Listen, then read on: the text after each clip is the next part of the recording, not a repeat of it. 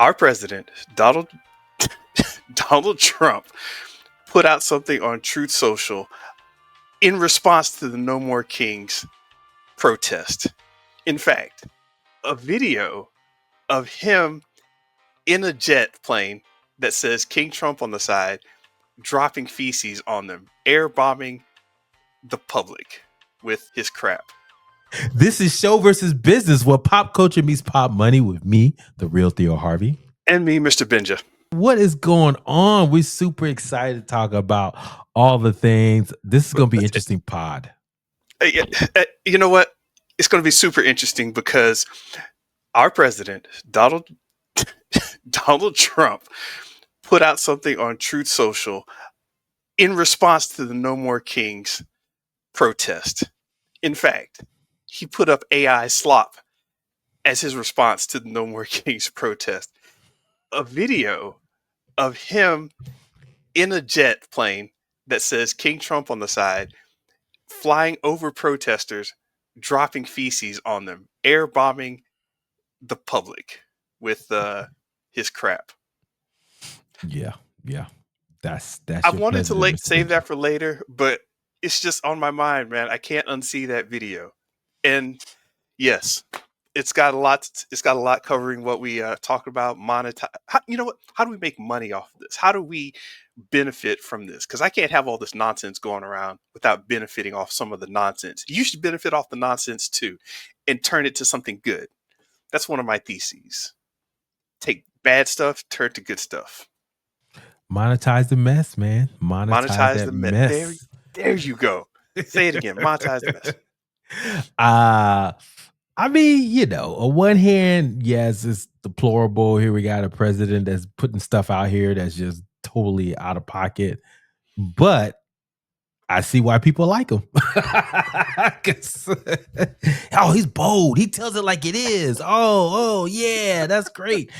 So I don't know. I was watching Bill Maher, and look, guys, again, this is not a political pod. We're just talking about content in general and what the mess is evolving into with AI this week. But I saw Bill Maher this past weekend, and he talked about the left doing similar things. They have the guy who's running for mayor, Mondi, I think that's his name, in New York. And there's a young lady over, I think it's Katie something. She's running for governor in California.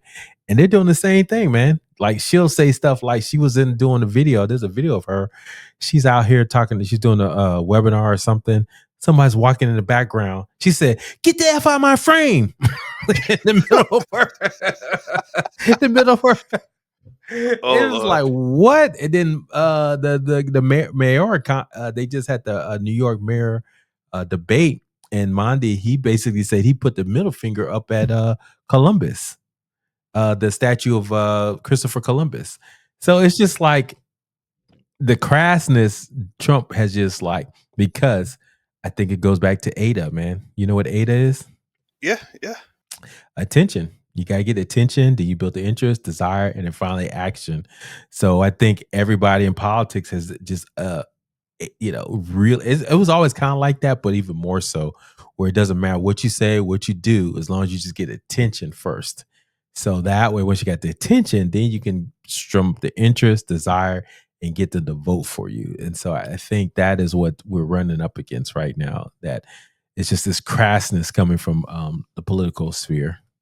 So yeah, and even out here in California, Newsom was dropping some heat, and I was looking, and I was like, "Oh, Newsom, why are you doing this?"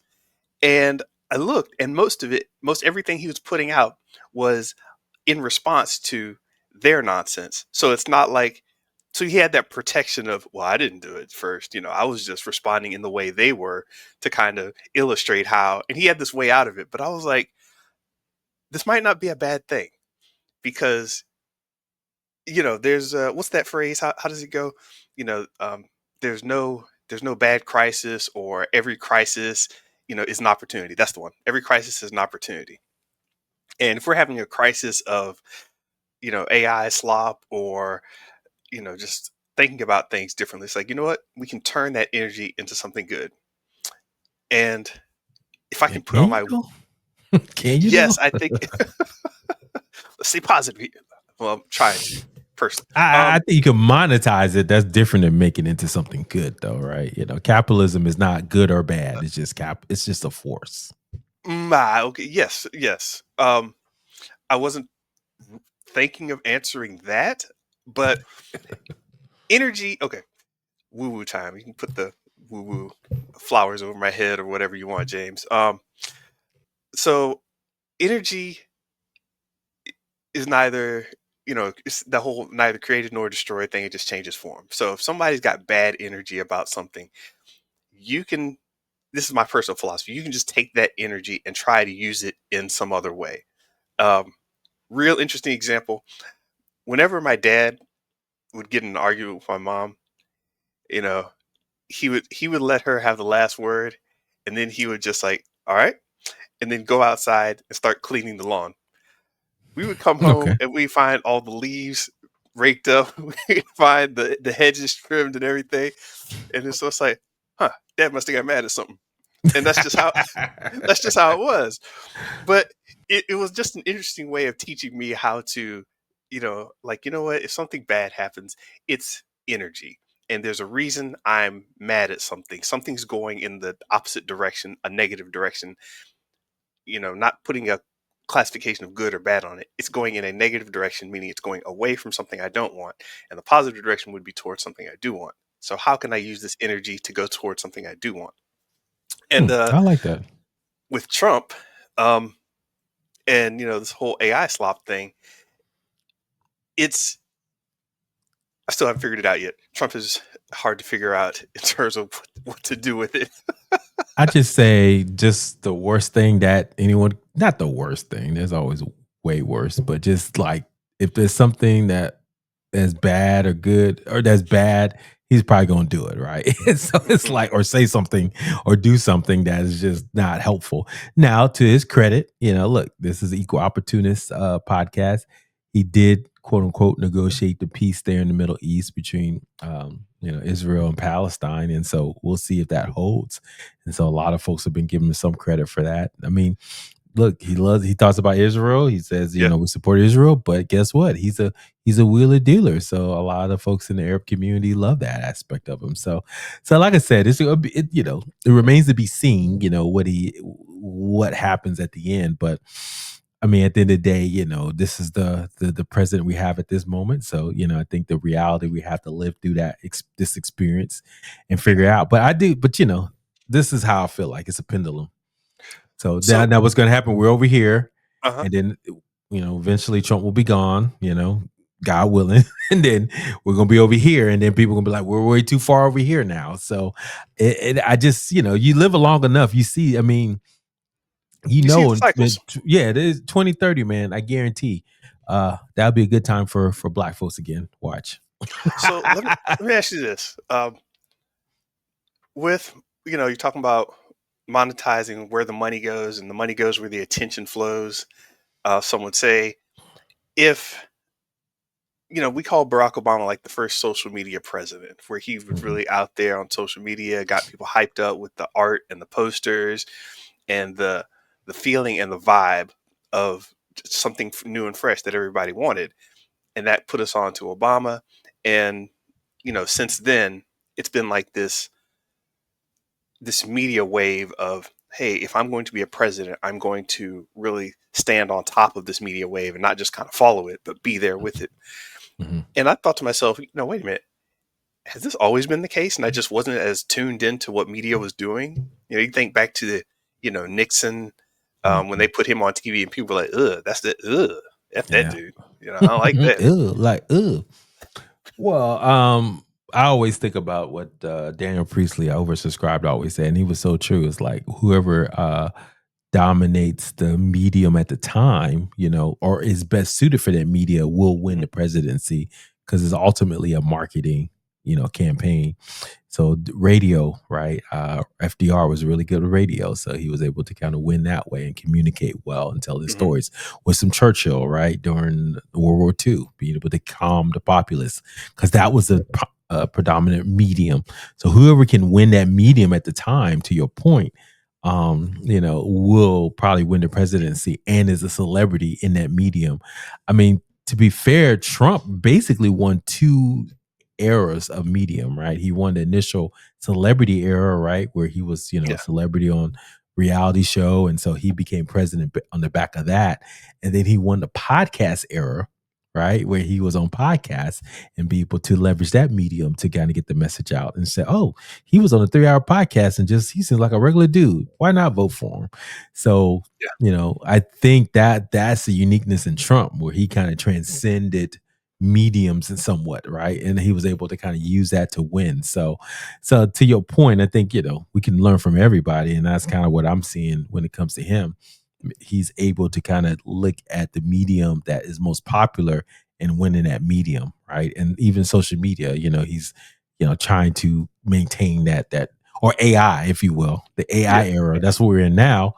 He's trying to maintain that dominance, right, with the slop that he's putting out there. Yeah, man. He's quick with it.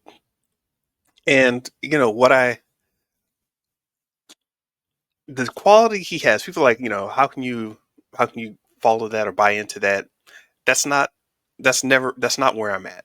And I'm starting to see this now, where he's just got this ability to kind of look around the room, find out the winds of change, the winds of the people that he associates with and he lines up with. And it goes back to the whole Napoleon. I like that guy because he's lucky.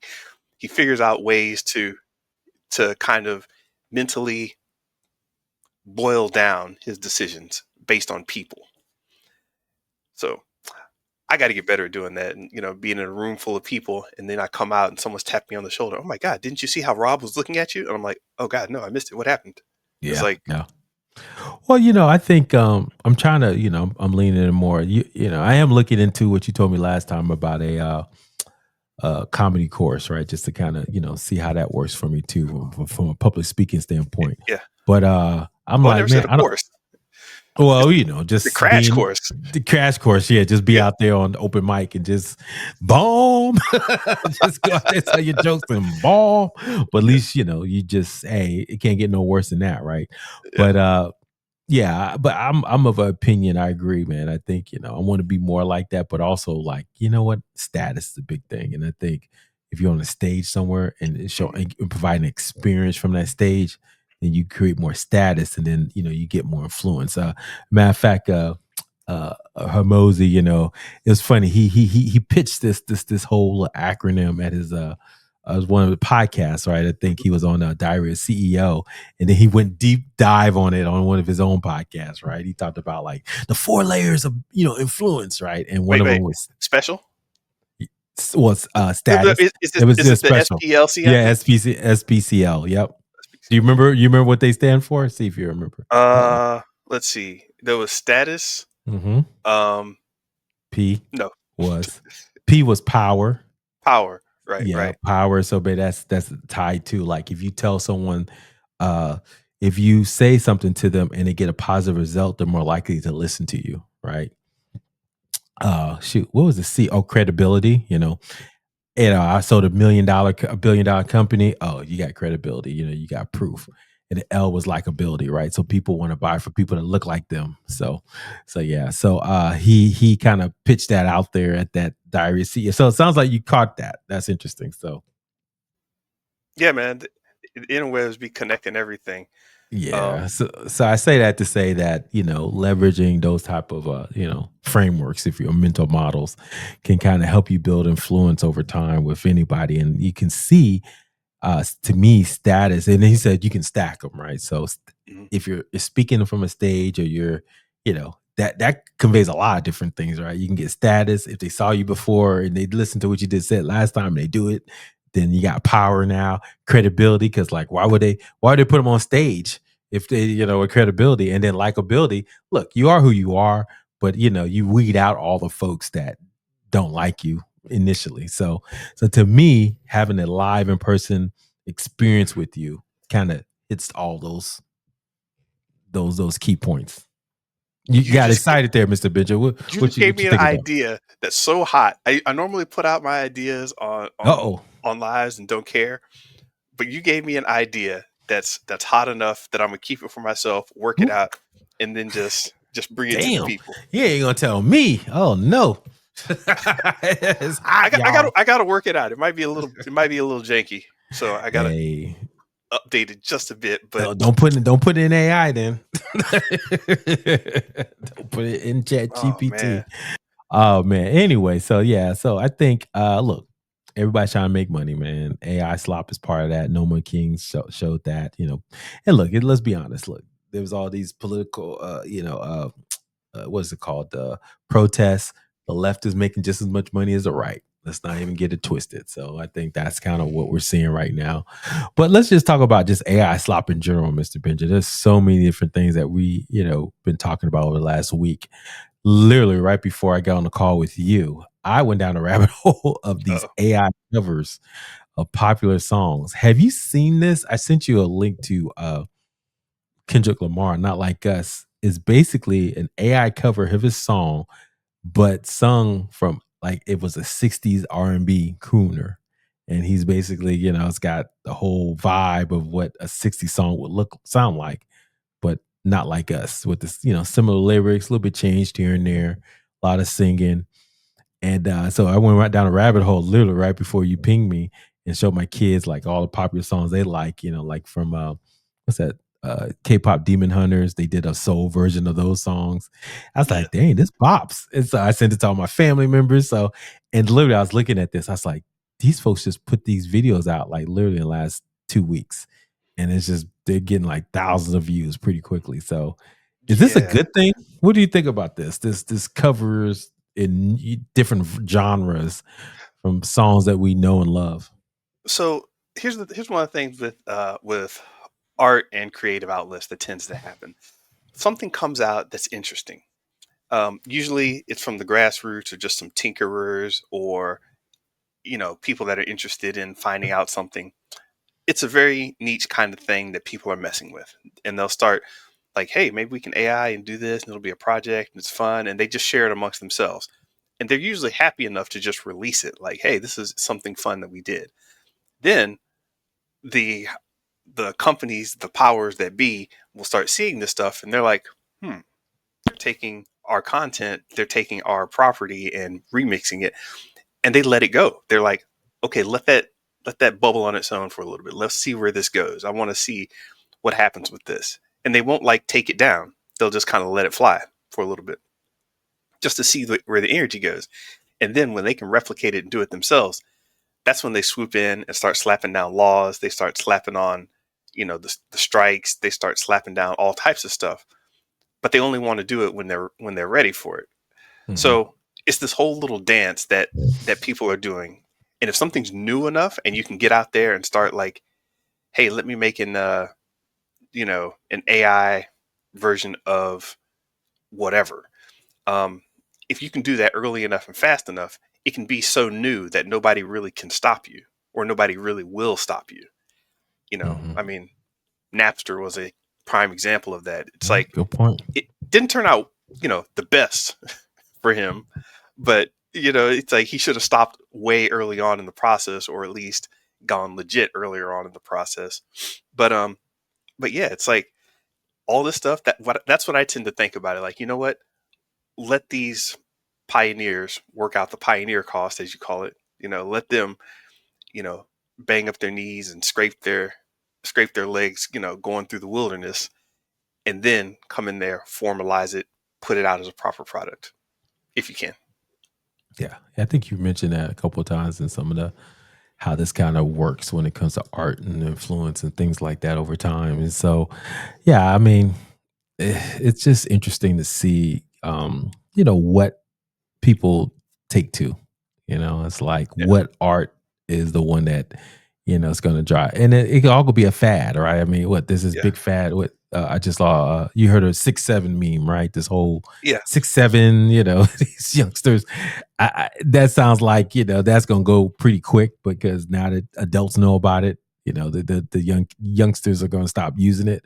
But yeah, it's like you see these fads that kind of pop up, and I do feel like some of these AI themes are kind of burn themselves out because what happens, one people do it, some people see it, capitalism competition jumps in, everybody does it, and after a while, it's like, okay, I've seen 20 Yeah. different covers of 50 Cent in the club, right? I don't need to see a different version of it anymore. Yeah. So it becomes almost okay. The first So, couple, sure, but the 100th, yeah. Well, no, you know what? dog. It's an interesting way to monetize if you do it intentionally. Mhm. Back in the day, I was working in out of a beach town back in Oceanside when I worked for Rockstar San Diego. Oceanside, Carlsbad, Vista area. It's a very beach laid back, not terribly expensive, but refined kind of area. And you go down there, hang out, and people are listening to very happy, light music. I'm like, okay. And I met up with a group of friends there. Met a whole group of friends, and we're in discussion, talking. And this one little girl, she's like, "Yeah, I love me some DMX." And I was like, "What? How old are you? 22?" And she was just like, DMX. And her friends were like, "Oh yeah, DMX bops." And I'm like, "Whoa, whoa, whoa, what?" The thing was, they were hearing DMX remixes that Oh had this wow. that had this whole other audience. So DMX puts out a song, his record label says, "That's really good." Go behind DMX's back, work with these, and actually I don't know if it's behind his back or he just, you know, put his hands up and said, "I don't know what's going on, but they're making money for me, so I'm just going to leave them alone." So these remixes were official, but they went out to like these little neon bop clubs, and they Mhm. went out to all these other people. So they started singing "Party Up" like, "Y'all gonna make me lose my mind." Dump the dump the dump the dump dump Good dump dump the dump point, the dump the Mrs. dump. And I'm Benja. like, You make a very good point. You do because every R&B artist, art rapper, mhm, even probably to this day, they've always changed the songs. They called them remixes back in the day to appeal to a certain demographic. Because I went to the yeah, Chris Brown concert. You know what was his last song he did? what was that? It was like some like forever. I don't know if you remember the song Forever. It's like a little simple song bass line. We're gonna have this whole night Yeah, forever. yeah, okay, One night with you. And yeah, it's like a simple bop. But he got all these other hits, right? The kids yeah, around. I mean, like stuff we know, like Look at Me Now, right? Just go back, run it, whatever, everything. But then the last song and the last song of a concert is always like the most popular song. So it goes to show you that was the one that crossed over. And to your point, I think they do. And then, I don't know if I've been going down a rabbit hole of another kind of stuff like R&B, uh, history. Like, why did Rihanna become a big star? Or why did what happened to Tia Marie? And how come yeah, she to become? So it's like I'm going down the rabbit hole, and you find out like a lot of them are like number one artists in Australia or Belgium. You're like, how did that happen? Somebody tinkled with the remix, right? To get it just the right little sound, yeah, put a little beat in there, a little baseline beat, simple beat, the ones and the twos, so everybody can dance to. Don't make it yeah. complicated. But yeah, man, this no, it's just funny to me how stuff gets reused and shows up in other areas. Like I heard country remixes of there's a big down in San Diego, there was a big country contingent and I didn't know about them until I ended up going with one of my friends. He's like, "Yeah, we're gonna meet up with some girls, we're gonna hang out." I'm like, "Cool." Stop right there. I don't need more explanation. And we were hanging out and he's a hip hop DJ, but they brought him over and we went to the party and it was like, "Oh, these are like real country people with money." And I was like, "This is interesting, like rich country people." Like they all had, suede cowboy hats and whatever else on. I was like, "Oh, this is interesting." And they had the music. They had the music too. So remixes, country versions of, yeah. Um, but no, I say that to say that, in this era of AI and technology, if I get some content that's not the way that I want it, I'm pretty sure I can find a AI remix for it. If there's a movie, a dance, a play or something that comes out, I'm pretty sure that somebody's going to start making an AI remix for it, or at least using AI in the process to create another version of it for me. Well, we'll talk about this later, but I mean, why can they do that with? I mean, there's always been fan fiction from books. Why can't Hmm. they do the same thing for Exactly. movies or TV shows? Like, oh, you know Exactly. what? I like Star Trek, but it's too much sci-fi. Make it, set in Bridgerton time, and I want to see that. Boom. There it is. AI will make it for you. So I do see that changing TV and movies because we already have books that fanfic was always been a big part, right? And then we also now we got music.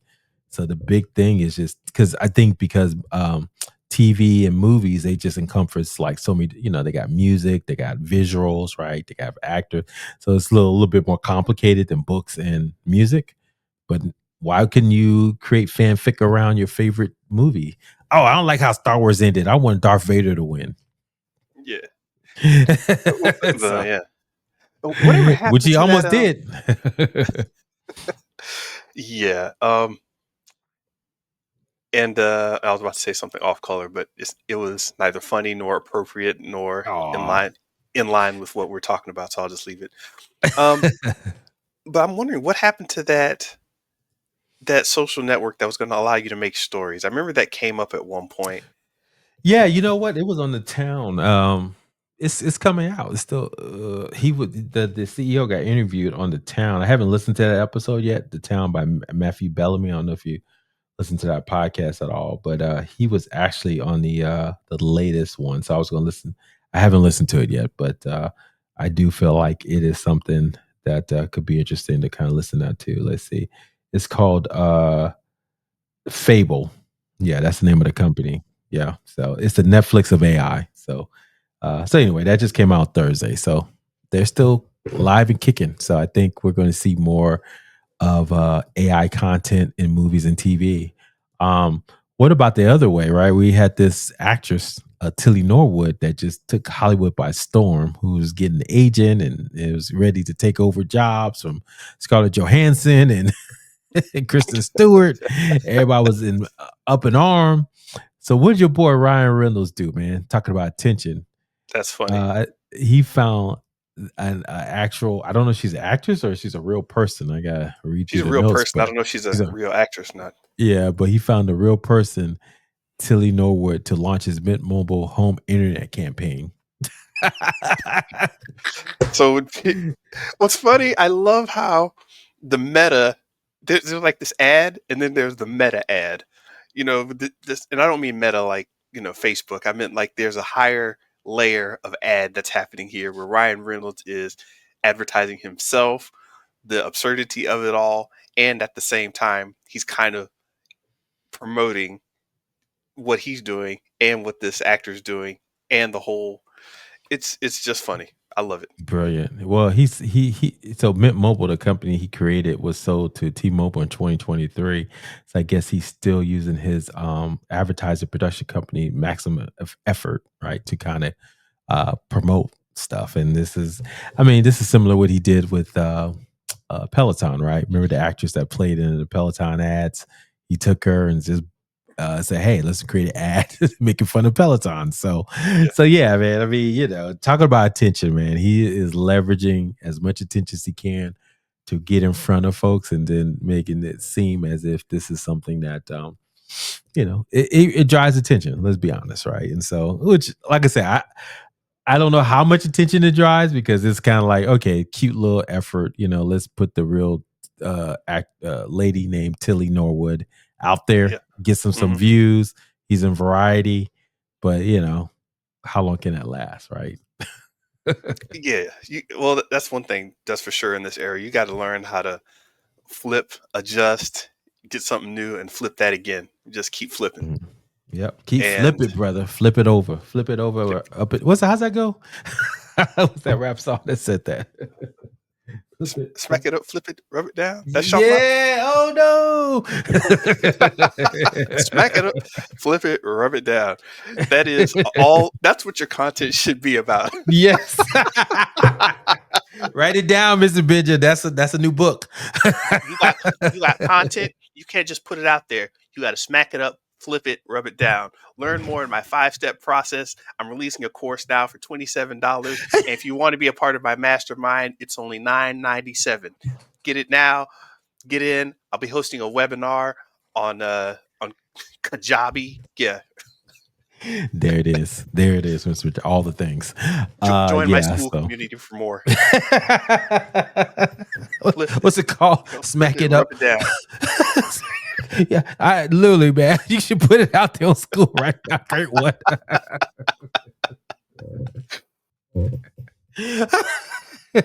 Why not? Why not? So anyway, Ryan Reynolds doing all the things. So we talked about it briefly, but Sora, the new OpenAI social media platform that Sam Altman launched a couple weeks ago. Uh, Mr. Benja, I was all hyped about it initially when I was kind of playing around with it. I think I gave you a code just to see if, what you thought of it. I haven't been on it lately, man. I'm scared to, man. I played around with it, made a couple. I didn't put my face on there because there's a scenario where you can actually let it take your face and you can put your face in different scenarios. And I thought it'd be interesting to see what would happen if, we put our faces in there and did some different things. But I advised, when you kind of slowed it down, I was like, okay, maybe I won't do it either. But I don't know, Mr. Benja. Sam Altman did it, and they got him doing all kinds of crazy foolishness and saying foolish things. But you saw the latest, right? One of you, yeah, Martin Luther King. He was out there all over Sora and saying crazy things, and the family said no, that don't do that. And so Sam Altman had to calm all that down. And so I think we're at a point now where it's just like, is AI slop enough to keep your interest, right? I don't know if it is, right? Especially if people are not good enough for prompting. I mean, some of the people who are really good at prompting. I mean, you're literally to make a good AI slop image, you really have to basically write a script where it tells you where the camera moves.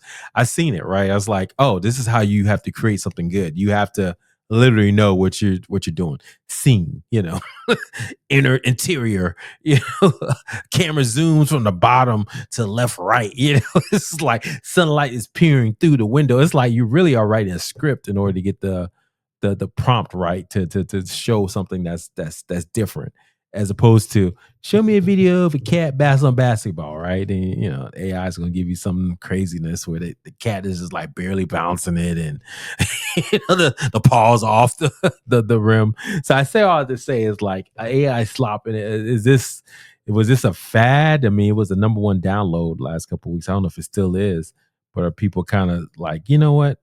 It's too much work. I'd rather just go back to TikTok. Yeah. Well, the creative spirit has to go somewhere, and there's, everyone likes consuming, and that's where the majority of people are going to be. But if I make a couple interesting drawings, you only need like 20%, 30%, the small 10% of the people out there creating, and they don't even have to be creating; they could just be remixing, right? You only need that many people to put something out. Like anytime, like let's say back, go back to the college dorms. You only needed that one person who was into movies, and he would kind of tell everybody else, and they would just go see what he saw. So yeah, oh man, I just saw the Matrix and da da da da, and everybody gets hyped and let's go see what Matrix. Same thing with like cooking. Somebody comes over, hey man, I'm gonna order some pizzas. Da da. Say, hey man, this guy's ordering food. We're ordering food. So it's like if one guy comes in, hey, check out this new little AI clip I made. It's got it's got Donald Trump on the Boondocks, right? But it's a special episode with Martin Luther King and Jesse Jackson, and they're talking to Donald Trump. It's hilarious, but it's in Boondock style. You got to watch it. And it's like, you know what? It's my friend. I'm going to watch it. Sure, whatever. So I don't think everybody needs to be doing this, but I don't know. It's one of those future things, and I'm really not sure what's going to happen. Yeah, I mean, I'm looking at it now. Sora by OpenAI is still the number one app. You know what the number two app is? Free app from on the App Store. Uh, I haven't checked in a minute. Grok. No, ChatGPT. One and two. So yeah, I mean, so I think that the challenge is, all the criticism of Sam Altman right now is like, okay, AI is supposed to cure cancer, help us live longer, do all these great things, but then you out here putting AI slop. And then I don't know if you saw the latest news. They're talking about creating adult content with OpenAI. It's like, okay, what are we doing here? What are we really doing here? It's like, Full disclosure, disclaimer, transparency. I came across some of that and it disturbed me. oh no, I don't want to see it. No. AI ER0NZ. Oh no. Oh no. It showed up and like I wasn't looking for it. It just there was just this link, right?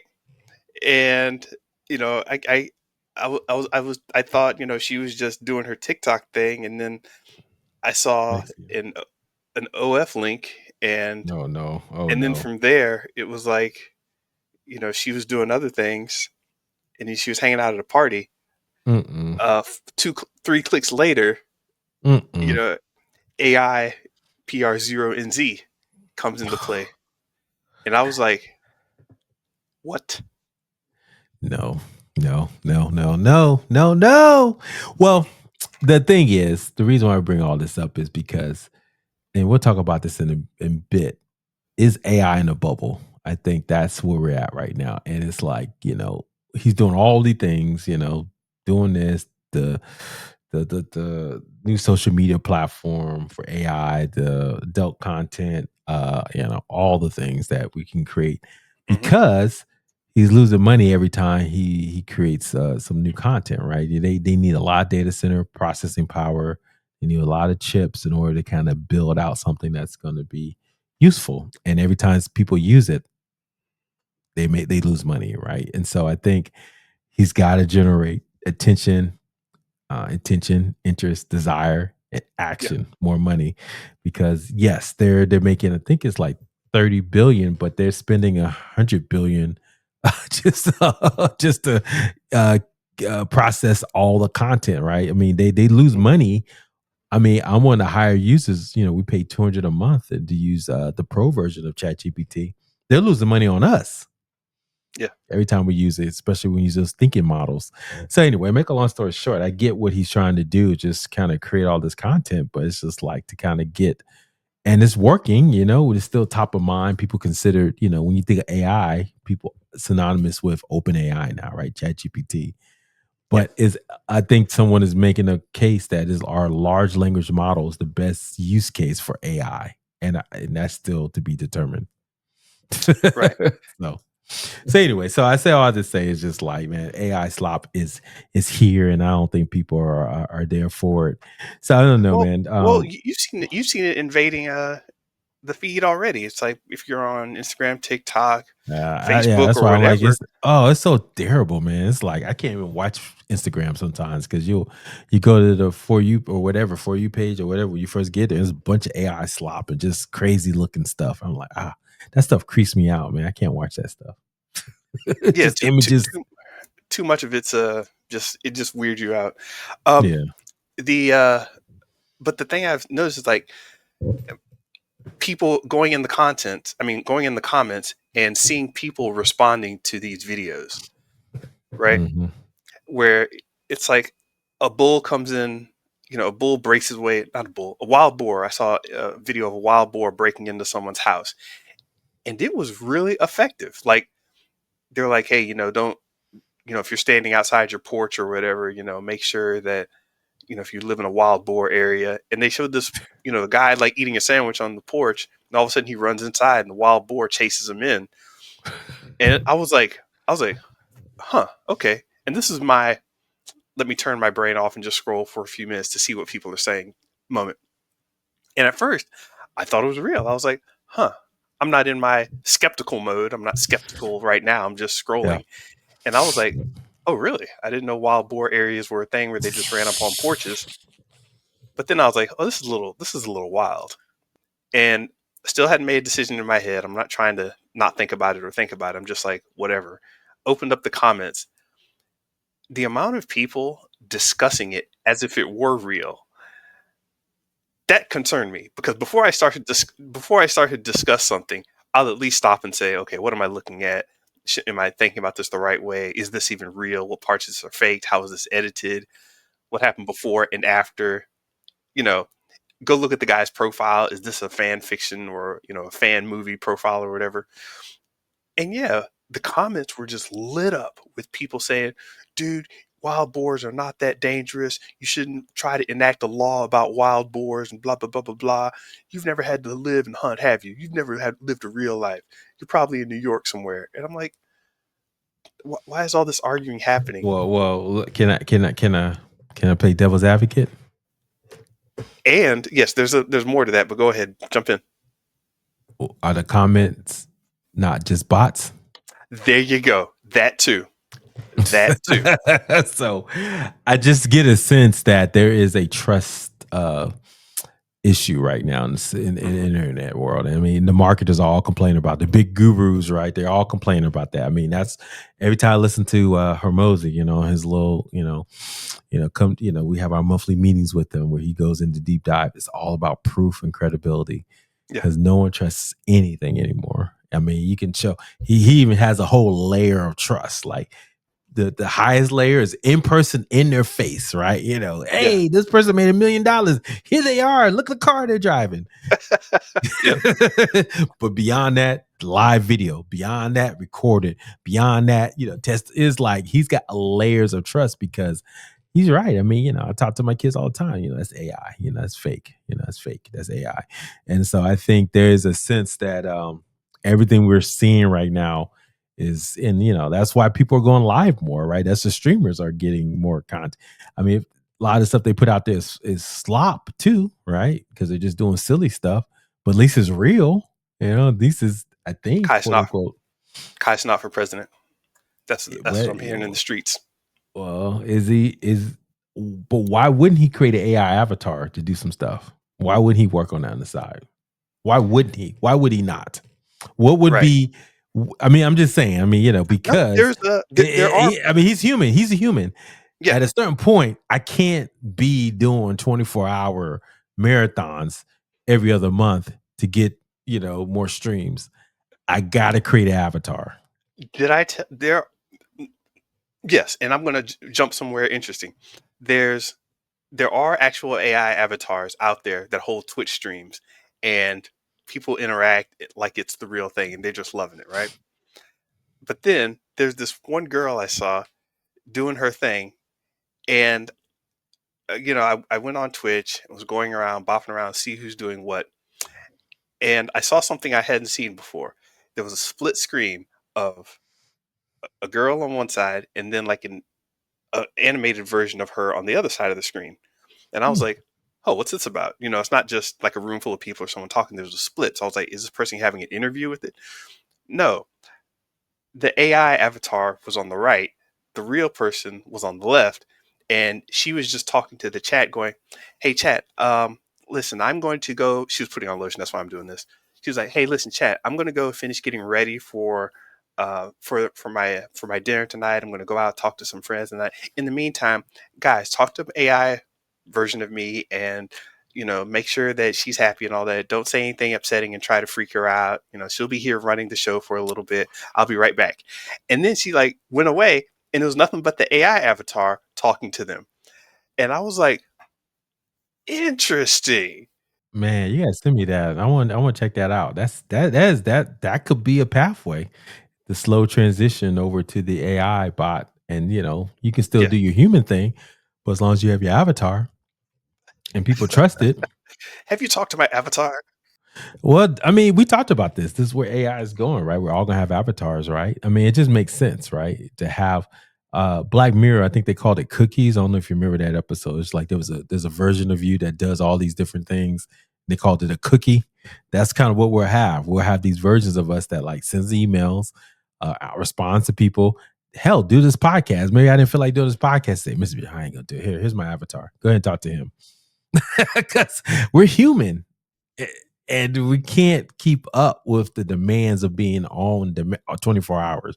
So we all will have to have these AI avatars. So I go back to Kai Cenat. I would not.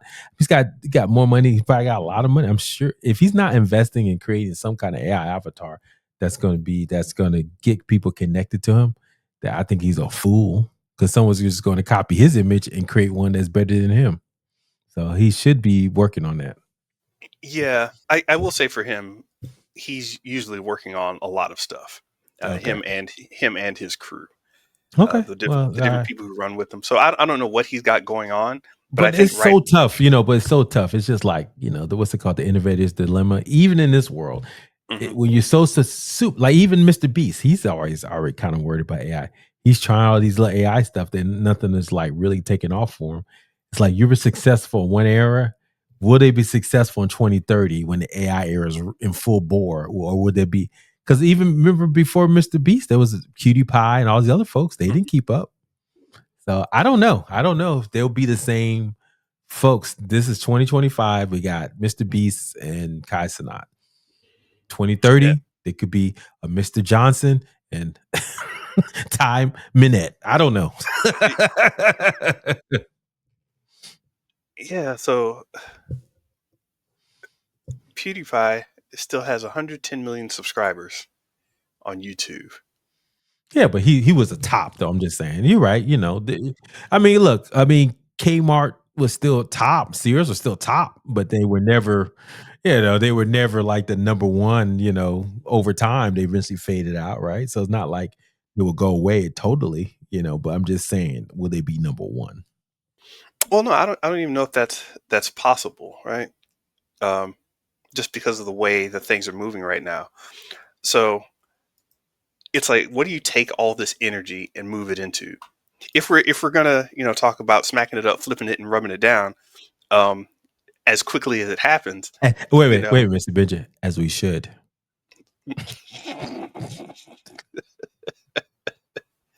Oh no, I need a body bag.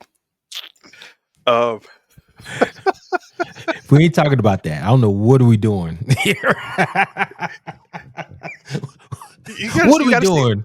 you gotta protect yourself when doing the smacking it up and flipping it. So PewDiePie, all these guys, if everybody's going to be getting their little viral moments, their little perks of fame, how are they flipping it? And I don't know. It's another good thing to see because yeah, as AI comes and goes and does its thing, like you were saying with the bubble, it's like, what does that morph into? What settles out, I guess, is what I'm asking. In whether you're an individual, a company, or technology like that, how do we start looking at things settling out quicker and faster? You know what I Mhm, mean? mhm. What settles out from that? Like in the .com era, you know, Well, eBay, PayPal, Microsoft.com, a few of these things settled, and they're like, okay, this is what we are. history doesn't repeat itself, but it rhymes, right? Mark Yeah. Twain points at that. And so, hey, look, we've been here before, man. .com, the .com bust, pest.com, you know, the housing crisis. So let's talk a little bit about this bubble. And James, please put this video. If you make a short of this, please put this image up there because this is fascinating. How these AI companies are all funding each other and buying stuff from each other, and is definitely giving the bubble vibes of it all. Right? If so, this is a little bit complicated finance. We're not going to get into the details of this, but basically, it's driven by Nvidia, who is the chip maker of everything AI related. They're the ones that's building out chips to make processing large language models even possible. And you know, they even have their own desktop computer, right? I think you sent that to me. I put myself on the list to kind of get one. You can get your own little desktop Nvidia chip based kind of hardware, and you can create your own LLM, right? And all that wonderful stuff. That was my vision initially, but I said, I got time for all that. So anyway, so I think that's going to be interesting to see what if people are going to do that from a personality standpoint. Kind of like you remember back in the day, Microsoft versus Linux, Open Linux. Remember, people built a bunch of stuff on Open Linux to build stuff out. So I think there could be some plays out of that AI desktop computer that Nvidia put out there. But anyway, going back to the bubble discussion. So there was a discussion today. It says Nvidia agrees to invest up to $100 billion in OpenAI on its own. Great, OpenAI got another investment. But when you realize that OpenAI is spending billions of dollars to buy Nvidia chips, it's kind of like, we got 100 billion from So wait, what's a good analogy here, Mr. Benja? Let's see. The mob boss, he gave you, $100 to bet with him on a horse. So Yeah, it's kind of like, here's $100, give it back to me so I can bet on the horse for you. If it works out, you get your money back. If not, you gonna owe me more money. That's yeah. basically what this is like for Uh, Nvidia and OpenAI. The And coffee this, shop and and the donut shop yep, we talked about both that. putting the practice the money from their supplier on their profit sheet. Yep, yep. So basically, yeah, and that's the point. So now they're using, they say, hey, in, Nvidia says, hey, we got all this revenue coming in from OpenAI, quote unquote. We gave them 100 billion. Now look all this revenue we made. Yeah. And it's like, oh, what are we doing here? But then the crazy thing is just not, those are the biggest players, but then there's a bunch of other stuff that's just very circular. Everything that OpenAI is doing, there's always these two eras that's going back and forth, an era of investment and an era of buying services. So there's like there's about 5 different companies that OpenAI is doing that with, from Harvey AI, which is a legal software, basically investing and getting paid to use their services. Ambience Healthcare, uh, OpenAI invested, and Ambience Healthcare is buying their services. So now they invested billions of dollars in these companies, but they're showing revenue because they're buying services from OpenAI.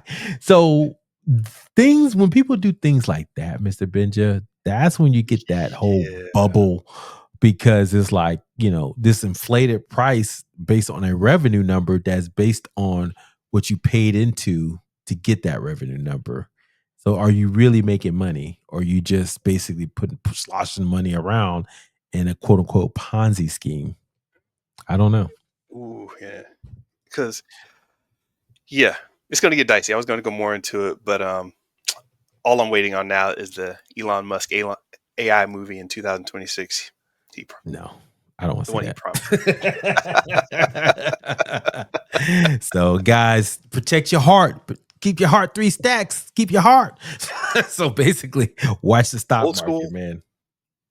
new school, newer school. Oh yeah, There's the dang. there's the different. I didn't. I didn't know. Didn't know. So yeah, AI is. Yeah, if it and I read somewhere too. I think I put it out there.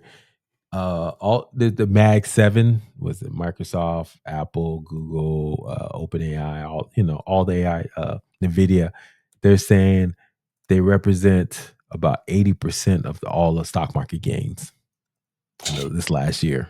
Jeez. So it's like, oh God, people, it's like, if this is not a bubble, I don't know what is. So, and valuations are keep going up and up. So yeah, 2026 could be harsh for a lot of folks if they don't prepare. So anyway, so we digress. But Slop is here, AI bubbles. Mr. Bidget, let's talk about some fun stuff, man. Comments, anything interesting from the comment section that we want to talk about? Yeah. Last week we had hater comments. This week we got nice comments. So the pendulum swings. So this is from Eric Robinson. Says on our Rico Ross interview. Good interview, Theo, by the way. He says, this is quite an insightful interview, and Rico is a really damn good actor. Awesome. See, we Awesome, have awesome. insights on stuff. And I don't think that comes across a lot in the shorts where a lot of people know us from. But yeah, I'm glad that people are coming over from the shorts and finding out that we do good stuff here. Appreciate it. Yeah, Also, we appreciate it. also we have Sloth Guy Alex. This is responding to you because this entire clip came from you. I had no input on this clip, or at least I was clipped out, where you said James Gunn is a scam. This guy says, how TF is it a scam? He single-handedly built the DCEU and even managed to connect it to his pre-existing series, Peacemaker, without a useless reboot. I agree with you, but did you want to say anything to that? Oh, well, he just said the point. Why would you use a pre-existing series unless there was a reason why you wanted to kind of bring Peacemaker into the fold? Maybe because your wife is on the series. Oh, Why not cut from scratch and start all over and create a really relevant storyline that's different, unique? So I don't know. He even kind of made the point. Sloth guy, Alex, I love your point, but I mean, look into it. That's his wife is the lead actress on that show, and she doesn't work. She doesn't do any other work but anything that James Gunn does. So it just goes to show you that look, I'm not hating on James Gunn. I mean, damn, hang with your friends and family, and he's a good writer. I mean, he's shown with Superman and other stuff he's done. I mean, Guardians of the Galaxy, love it, but it's just like, dude, the dude is getting paid and getting his family members paid. He's double, triple, quadruply dipping. Let's be honest. Yeah, and He's a double dipper. He back a to the double Seinfeld days. Yep. dipper. Yeah. Um, it also, a lot of people have a lot of different definitions of scam, so you may have been taken out of context just because people see something they don't like and they call it a scam. Or scam has so many different definitions now. I'm not even going to jump into that, but I agree with you. Uh, he's scamming somebody, whether it's you or Hollywood or somebody.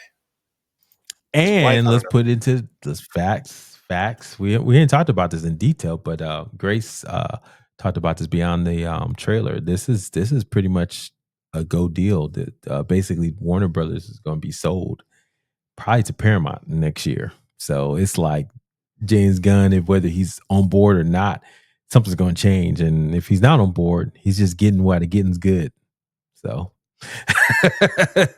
they may be kicking to the curb. Yeah, he getting why the getting's good, man. So the other thing we were going to talk about, I guess, was what do we say? Look, people have hot pockets in the new year, man. So people trying to make that money. Hot pockets, guys. You guys don't know what that is. Basically, hot pockets. It's all about getting that money for the new year, man. So whether you're buying, selling company, you're selling services, people are ready to spend money. So this is the time. Don't let it burn a hole in your pocket. Your pocket gets hot, it might burn a hole in it. Hot pockets, Hot baby. pockets money. Look at that. I wrote that. Hot pockets equal money. Can y'all see that, James? Make sure that's clear on the podcast. I had to write that for myself. Oh man. Anyway, so last but not least, you want to get into some trailers? Yeah, man. Let's get into. You want to do both of them or just one? No, we'll just do one. Yeah. All right, let's start with Mercy. This one's interesting. So this is our trailer reaction breakdown. We got to call it something different than reaction because not really a reaction. It's kind of a look back, run it back, or something. But Run it back. I like that. let's run it back. This is Mercy. We're gonna run it back. The trailer. Um, this was an interesting when you put me on this. It's a new movie with Chris Pratt, and it seems at first I was like, this is cheesy, but then it had some ideas in it. And we're just gonna go ahead and show you these clips and our reaction to them. But I think it's interesting and appropriate for the time. Any notes you want to put on it before we start, Theo? No, this is the AI time. So this is a part of everything we talked about earlier today. So yeah, this is very thematically aligned. This is the first trailer clip from Mercy. Playing. Get me out of this chair. Detective Raven, I'm Judge Maddox, and this is the Mercy Capital Court, a judicial system powered by artificial intelligence. Hold on, just wait a second.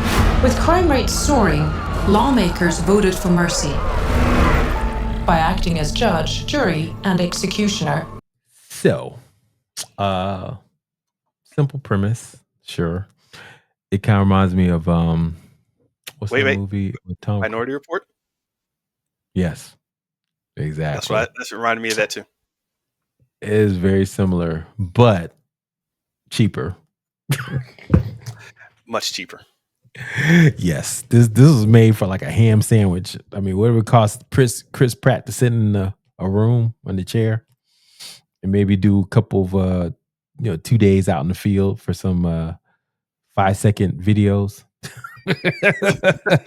Now they've done movies like this. I don't know if you saw this one movie called Searching. Have you saw this movie called Searching? It was very similar, where they did like everything you saw was based in a computer. Okay. Like he called his daughter that showed up. There was another movie too they did that I can't remember the name of it now, but everything was all done in a computer. So this is kind of that vein. But guess what? They were all well, I'll take that back. They were done via a lot of them were done during the pandemic. So some of them were Right. some of them were done during the pandemic, but some of them were done, to be released in theaters. But a lot of them were like more streaming movies. So Yeah. it'd be interesting. They're going to release this as a theatric experience, and so I'm like, So I don't I'm know. guessing a lot of people who are used to the streams are also used to that feeling, the aesthetics of what was put out in that era, right? Does that make any sense? So I'm used to seeing certain Say it again. ways of doing a movie, and then it's like, hey, this is similar to that Netflix movie I saw during the pandemic. Let me go see what happens in the theaters, just on a bigger budget. That's totally valid. So yeah, I do like this premise wise. It just seems appropriate. But we'll go into the second video right now. You ready for it? Let's go. All right, this is the second video clip from Mercy, playing right now. Mercy keeps our city safe. I shouldn't be here. I helped create the Mercy program. I'm proud to have sent the first suspect for trial here, and I will continue to send more until the message is received. Detective Raven, I know precisely who you are. You're before this court today charged with the murder of your wife. Oh my God. Your guilt must fall below the 92% threshold, or you will be executed in precisely 90 minutes.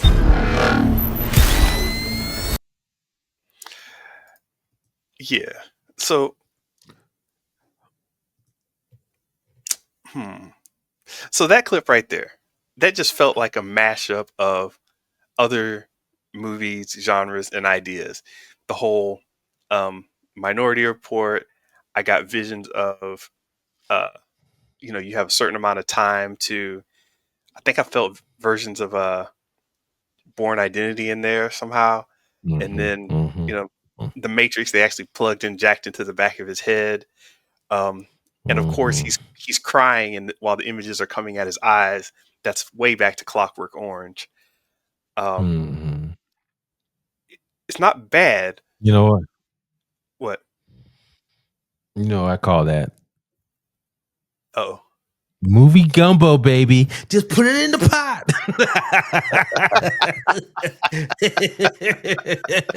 Whatever plot, just throw it in there. Ooh, baby, what you got over there? You brought some turnips? Get that in this pot. What you got over there? So Clockwork Orange, throw it in there. Yeah, man.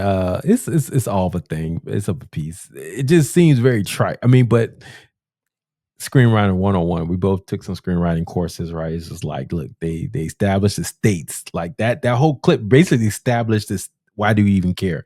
So number one, they said, you're accused for murder. I know who you are. You're accused for murder. That's the states.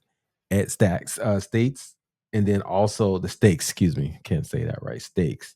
And then they also gave you a sense of urgency with the time clock. So it's like, boom, this is straightforward. So to me, when they put time clocks on movies, like, I don't know if you saw Jason Statham did a movie like that, was like, I think it was called Hardcore Henry or something like that, where they had the clock up there and it was like, oh, he had to hurry up and get through this stuff. Or, just like movies like that, when it does seem almost kind of cheap when they actually have a time clock in a movie.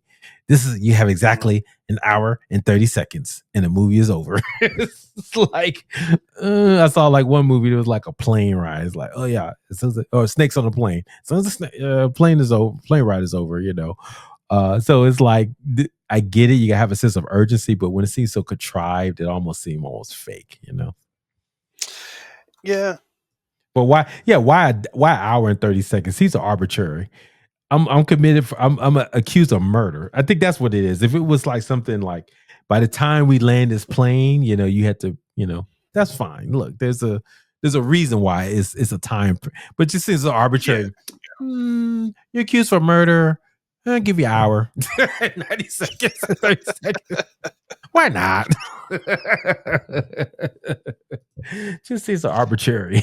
You have Just 90 minutes, the length of a short Hollywood movie. There you go. Just by the way, because if you don't believe me, look up 90-minute movie. There's a whole format for it. People have written books on the 90-minute movie. yeah. So anyway, but I get it. It's screenwriting 101, but it's just like so contrived where you can see the strings. It's like you don't want to see the string. What's that whole the Pope the Pope in the swimming pool? You want to distract people from the exposition, from the magic. Yeah, there's magic going on, but you want to push the movie forward at the same time. Just show them the glitz and whatnot, and they'll just kind of gloss over all the yada yada. So, but the thing I like about it is it seems interesting so far. I mean, in terms of it's throwing out things that are interesting concepts, maybe to people who don't know them as well or aren't as well versed in cinema. It's like, hey, this movie's bringing up a lot of good points. We've seen them before, but this may be really hitting those people who have never seen all these points put together like this. So, good point. Yeah. All right. So, this next clip, I'm telling you, it's not connecting for me to the movie. So, I don't know if I can even watch this. Let's see. Yeah, it's connecting for me. You're on number 3 or number 4? Number 3. Yeah, should be, yeah. All right. So I reloaded that. Okay, well, I reloaded and it worked, so we'll see what happens when I make it to 4, if I make it to 4. All right, so this is our third clip for Mercy. Interesting movie. Playing right now. I didn't hurt her. Detective Raven, the city's municipal cloud is at your disposal. Every camera, cell phone, and database. You must gather evidence to exonerate yourself. If you are innocent, prove it. Yeah, same thing. If you innocent, prove it. Prove it. Get the hell on. Nah, dog, I don't want to prove it. Just give me free. Yeah, sure. You know what's interesting? Yeah. It's not that it's futuristic, but the idea of all this technology we're using with phones and surveillance and drones, take all of that and actually implement it in all parts of society. Like in this case, the courts and the government. It's like, if all this was implemented into the government, what would happen? And I think that's kind of intriguing, or the intriguing part they're trying to put out, because it's not futuristic because we have all this technology. It's just we don't use it for government. So maybe that's the tale they're telling. I don't know. Good point. I see that. So, and given the political environment, why couldn't somebody just the president declare we're going to use AI? I wouldn't be surprised. He's like, we're going to use AI to prosecute folks. Why wouldn't he? So yeah, we could see this like in January when this movie comes out. This could be the real part of our political due process. So I don't know, man, given all the stuff we've seen so far. So again, like I said, so I guess I'm going down a different route than you, but we'll see what our grades end up at the end. So you ready for the next one? Yeah. I see what's happening here. All right. Yes, this is our fourth clip for Mercy, playing right now. She was seeing someone. How's my guilt looking now? It has risen to 98%. You just provided me with a strong motive of why you murdered her. Good. Wow. Thank you for that. Mr. Raven, the clock is ticking. Why is the damn AI smug as hell? Like ready to kill him. She's like, oh, you just gave me a good reason. Thank you. It's like smug. I like how, see, you guys got to understand, if you aren't, raised in society as a Black person, you're not keyed into a lot of the messaging that goes along with Black people showing up in films. So we tend to look at things from a different point of view, a slightly different point of view. The fact that, this Black man opens up a hotel door, white woman walks in, then she pokes her head out to That was funny too. And then it flashes back to Chris Pratt. It's like, how do you feel about that? And he's like, man, come on. It's like it just rung funny to me. Where it's like, hey man, we see no black person. All of a sudden, the black man is the one. You murder somebody, right? I know you're mad. We understand because come on, look at it. Yeah. We didn't see no other black folks. We see one black person. He over there, wife poking out at the hotel room, checking out the scene. So I don't know if you saw it at the very top. They said the year 2029. So I think that's very possible. That's a very recent future. This movie is going to come out in 2026. That's only 3 years. That's very possible. A lot of this stuff could be happening by 2029 or even sooner. So, yeah, they're not wrong. Yeah, they're not wrong. We shall see. Ready for clip number 5? Yeah, let's do it. All right, clip number 5 from Mercy playing right now. Mr. Raven, you're running out of time. Chris, what do you got to do? There's a bomb in that truck. It's heading downtown. This was never about my wife. This was about me and you. Get me out of